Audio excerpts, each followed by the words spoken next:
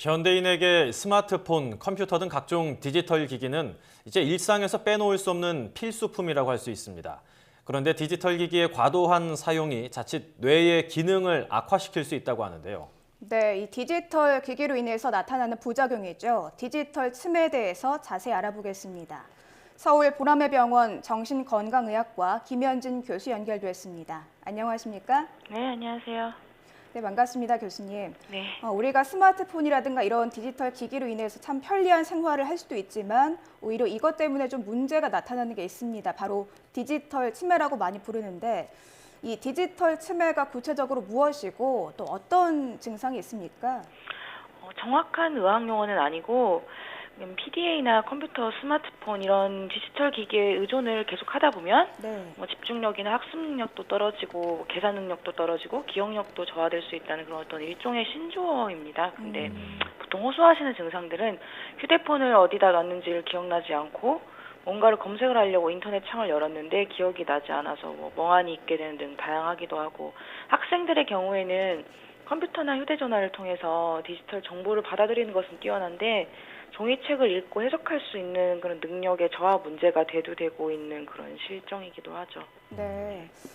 이름 그대로 이 디지털 치매를 유발하는 원인 아무래도 디지털 기기에 좀 지나치게 의존하기 때문이다. 이렇게 좀 볼 수 있을까요? 그렇죠. 그러니까 계속 예전에는 기기의 도움 없이 능숙하게 기억을 하던 것들이나 계산 능력, 암산 능력 이런 것들이 감퇴된다고 볼 수가 있는데, 네. 이런 각종 온 오프라인 매체를 동시다발적으로 사용하는 사람들을 대상으로 주의 집중력이라든지 기억력을 측정하는 검사를 해보면 어떤 중요하지 않은 정보를 필터링하는 능력이 크게 떨어진다는 연구 결과가 있었어요. 그래서 스마트 디지털 기기에 대한 과다 노출이 아마도 동시에 다른 정보를 처리를 하면서 많은 일을 빠른 시간 안에 할 수 있다는 장점은 있는데, 주로 단기 기억력이 관여하는 표면적인 수준에서의 생각을 가능하게 하는 것은 아닌가, 그렇게 추론해 볼 수 있는 거죠. 디지털 기기의 과도한 사용이 이제 뇌 기능을 약화시킨다, 이런 이야기를 나누고 있는데, 보라매 병원에서도 디지털 기기의 사용이나 온라인 게임 중독 이런 연구를 좀 진행을 하신 걸로 알고 있거든요. 실제로 네. 스마트폰이나 온라인 게임을 많이 할 때 우리의 뇌가 영향을 많이 받게 되나요? 보통 인터넷 게임 중독을 이제 알코올 중독 환자나 일반인들하고 비교를 해봤을 때 뇌파를 측정을 해보면 정상하고는 분명히 다르게 인터넷 게임 중독 환자들한테서 안정 상태에서든 집중력이 필요한 과제를 수행할 때 뇌파를 찍었을 때든 둘 다 기억력이나 집중력 등의 인지적 능력하고 관련이 돼 있는 뇌파 지표가 감소해 있는 그런 것을 나타냈었습니다. 정보 처리 과정의 이상을 시사하는 거죠.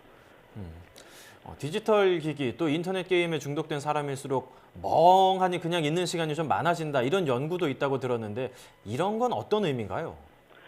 멍 때린다는 것은 쉽게 말해서 안정 상태에서 촬영한 뇌파에서 저각성 수준을 보였거든요. 이 인터넷 게임 중독군에서 특징적으로 베타파에서 약한 파워를 보였는데, 이 저각성 수준은 즉 주변 자극에 즉각적으로 반응을 또렷하게 잘하거나 주의를 잘 기울여야 하는데 그렇지 못하고 멍하니 있는 상태를 시사를 할 수 있다는 것이죠.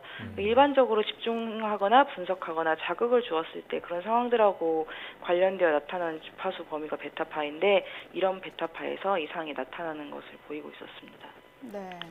우리가 요즘에는 스마트폰에 전화번호를 저장해놓고 쓰기 때문에 전화번호를 이렇게 기억하고 암기할 일이 없다 보니까 좀 깜빡깜빡하는 일이 많다, 이런 얘기는 주변에서도 많이 하는데 이 디지털 치매가 조금 더 증상이 심해지면 어떤 문제까지 좀 우려할 수 있습니까?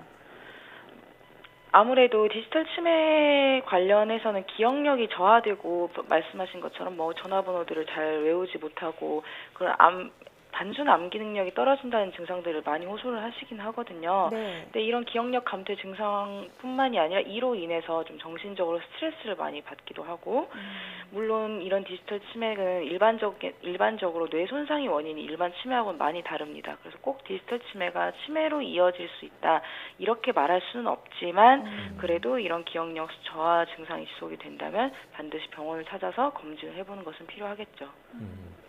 디지털 치매에 노출되기 쉽거나 취약한 계층, 또 이제 위험군 같은 게 있을 것 같은데 특히 청소년들이 이런 디지털 기기에 상당히 의존을 많이 하지 않습니까? 청소년들에게는 악영향이 좀 더 있다고 볼 수 있을까요? 네, 아무래도 지속적인 과다 노출이 이어지면 이게 발달 단계에서 청소년은 아직 뇌의 특정 부분에서의 성장이 다 끝나지가 않은 상태이거든요. 그래서 이러한 주의력 통제라든지 자기 조절을 담당하는 뇌 영역에서 일어나는 변화에 더 많이 연관이 될 수 있지 않을까 그렇게 생각을 하고 있습니다. 네. 특히 청소년들 한창 자라나는 성장기에 있다 보니까 더욱더 이 디지털 침해에 좀 주의를 해야 될 것 같은데 만약에 내가 디지털 침해인지 아닌지 한번 확인을 할 수 있는 그런 자가 진단법이 따로 마련이 돼 있을까요?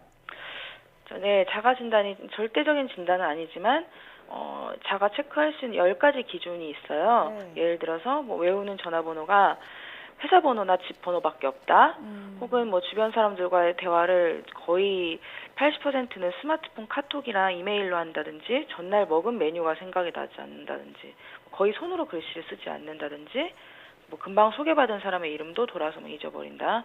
왜 자꾸 같은 말을 반복하느냐라는 말을 들은 적이 있다든지 그리고 자동차 내비게이션을 장착한 이후로는 일반 지도를 본 적이 없다든지 물건을 사고 거스름돈 계산이 바로 되지 않는다든지 아는 한자나 영어인데 기억이 나지 않는다든지 이러한 10가지 중에 3-4가지 정도가 해당이 되면 아마 의심은 해볼 수 있다 이렇게 제시는 하고 있습니다.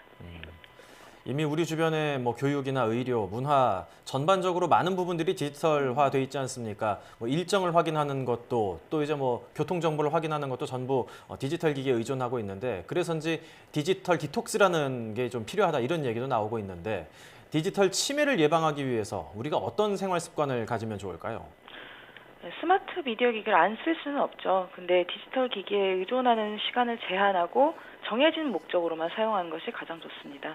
제일 바람직한 것은 이러한 현상을 방지하기 위해서는 웬만한 내용은 되도록이면 암기하고 손은 글씨를 직접 쓰고 또 계산할 일이 있으면 직접 계산을 해서 디지털 기기에 대한 의존도 자체를 낮추는 것을 권유하고 있죠. 네, 디지털 기기를 이제 과도하게 쓰다 보면서 디지털 침해가 올 수도 있다라는 것에 대해서 지금까지 서울 보라매 병원 정신건강의학과 김현진 교수와 함께 이야기 나눴습니다. 교수님 오늘 말씀 감사합니다. 네, 감사합니다. 네, 현대인이라면 누구나 이 디지털 침해 위협에서 좀 자유롭다 이렇게 좀 말하기가 어려울 것 같습니다.